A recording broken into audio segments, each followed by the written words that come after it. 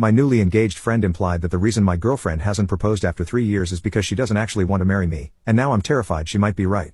So my friend Eli is engaged to Rachel, and I, 29 male, am dating Laura, 31 female. Eli and Rachel have been engaged for a year together for 2, and I've been with Laura for 3 years now. Eli and Rachel had their engagement party Sunday afternoon. I was chatting with Eli, looking at Rachel's ring, and I'm not going to lie, I felt a bit of envy. Laura and I have talked about marriage, but we haven't even looked at rings yet.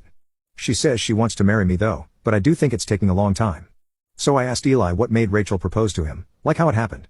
He told me that on their first date, Rachel told him that he had a deadline.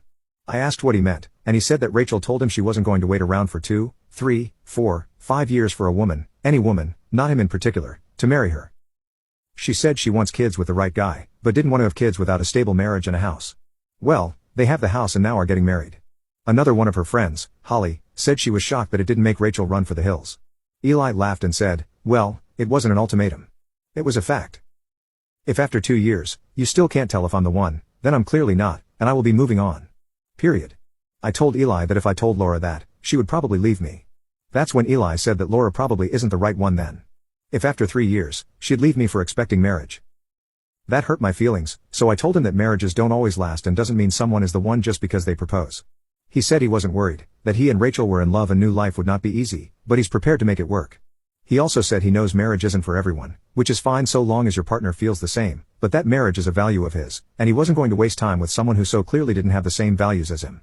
That's when Holly asked me what my problem was. I told her I didn't have a problem, just stating a fact. Then Holly asked how long I had been with Laura. I said 3 years, and she asked if I wanted to get married. I said yes. And when she asked what about Laura, I just excused myself to the restroom. Not much else happened at the party. But when Laura and I left, I told her about the conversation. Laura laughed and called Eli ridiculous. I asked what she meant, and she said, verbatim, only desperate and crazy men have a policy like that. Let it happen when it feels right.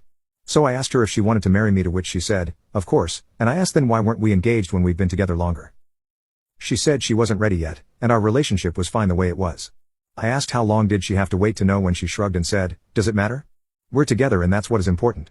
The conversation paused for a minute, and then Laura asked me not to be like Eli. She said that she doesn't like being forced to do something. I asked her if Rachel felt that way. She's good friends with Rachel.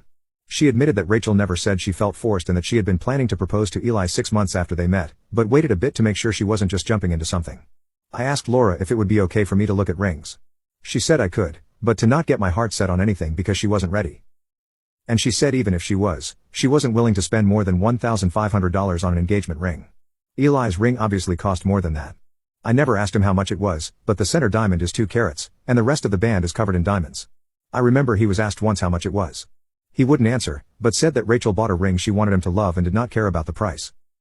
Rachel found the ring Eli liked, looked at the price, and saved money to purchase it debt-free.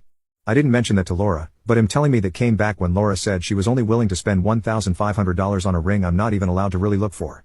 I'm not really sure why, but the conversation with Laura and Eli has made me very sad. I'm slightly angry at Eli for his implications, but mostly, I'm disappointed in Laura based on our conversation Sunday. She hasn't mentioned it since this weekend, but it's all I can think about.